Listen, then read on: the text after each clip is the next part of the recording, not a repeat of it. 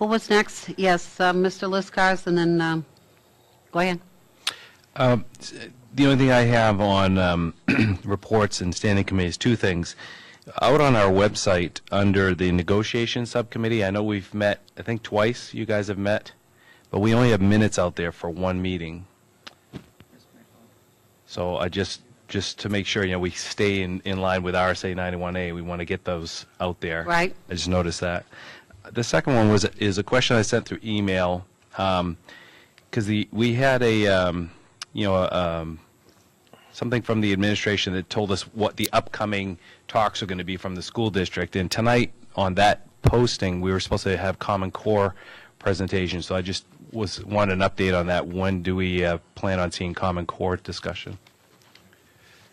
I think the superintendent can answer that. Yeah, thank you for that inquiry. If you'll remember, you're actually two presentations behind. Read 180 was supposed to be in June, and I think that we skipped over that in favor of some other discussion that we're having. And then the math presentation, Becky sat here for one meeting, we never got to her. Then we skipped a meeting, and we brought her in on the next meeting. So I think that the Common Core and kneecap is the first meeting in October? I think that's Read 180. This is already the second. Okay, yeah. So We're first, yeah. it will be November? It will be the November meeting. We're two behind. Go ahead, Mr. Liskars. Madam Chair, since we have had these delays, and I don't think any of us could have planned on them, I just try to look from the 50,000-foot view, and Common Core is just such a hot issue right now in the community and around the country.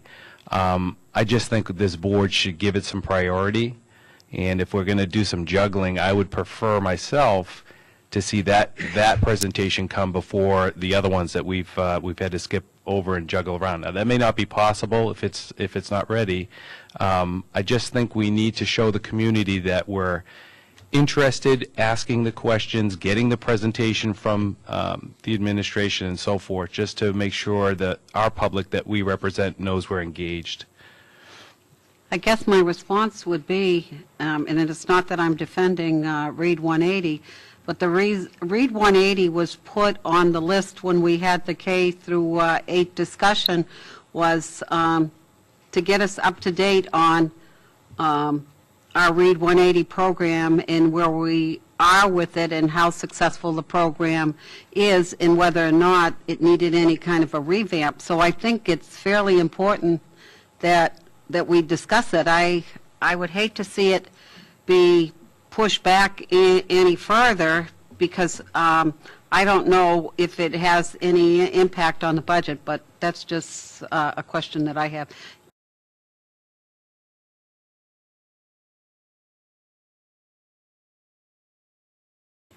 Moving right along to school lunch offerings. I had asked Karen to put that on there with regard to some comments that I received with regard to one of the school, or two of the school lunch offerings, one of them being the mozzarella sticks and the other being the nachos. And I'll defer to Karen to respond. So we serve nachos probably at the most 4 times a year. Same thing with the mozzarella sticks. We use whole grain products for the breading on the mozzarella sticks, low-fat cheese. We use the USDA commodities for the nacho chips. Then it's salsa, low-fat cheese again. It all falls under the guidelines that we need to adhere to in order to run the program and get the federal dollars that we get. My only question was that I thought that we had resolved that a number of years ago, that we weren't going to serve that, but apparently we still are in with those changes. Yes, Mr. Is that Eric. all the schools that we offer that? I mean, I know there's some that offer the salad bar and healthier options. Right, and actually, the nachos and the mozzarella sticks come with the salad bar. That's part of your lunches to get the salad bar as well. And if I may, for that particular day, is that, other than the salad bar, is that the only offering? There's another offering? So that's, if that's the only Here thing at you need- Collie, I believe there is a choice, but at Underhill and Memorial, I believe that if you're getting hot lunch, there's only one choice for hot lunch. I thought most of them had a sandwich option too, like a deli option, don't they? Yes, I know here they can get the deli Pretty sandwich, sure it's- possibly at Memorial. We try not to confuse the younger kids by making them try to make a choice, so. The parents' concern is that this is considered part of the meal, in that when you go to a restaurant, that's considered the appetizer, and then the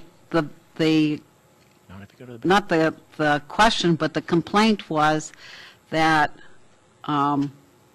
we don't allow students anymore to come to school with cupcakes for a party, but yet we're serving both mozzarella sticks and nachos. Go ahead.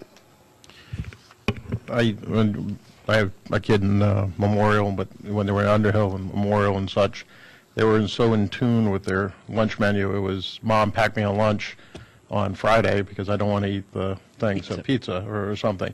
So the fact of the matter is you do have options. You can pack a lunch. I mean, it's, if the, But is it really, is it's- nachos and mozzarella, is that really what we want to? it's, fondue, I mean, I don't want to get into a nationalities issue here, but I think it's a couple times a year or 4 times a year, I think are mountain out of molehills, I mean, if it was, we were serving cheese sticks every week, like pizza, I think we serve, I don't know if it's every week on Friday, but I'm just bringing it forward, what Yeah. I got, that, restaurants don't serve that as the, It's on the kids' menu, a lot of places. yeah, right. Some restaurants, their appetizers are a full meal because they're gigantic, but that's another story. But as long as we don't bring back the ever popular bologna cups with mashed potatoes, and I'm still alive, even though I ate them. I understand. Jim, you're I understand the dating yourself. concern. I understand the concern. As long as He's dating himself, Jim. dating, yes, I. Mrs. Van Fleet is not here to defend herself. None, I think there's only one left, but as long if they meet the nutritional guidelines of the whoever is supposed to, we meet that SCA. and understandable. And there is always, as Mr. Lazat says, it's time for a brown bag today, Mom. We do meet those guidelines. As a matter of fact, last year, all 3 food service directors went through a very extensive process to get the additional 6-cent reimbursement.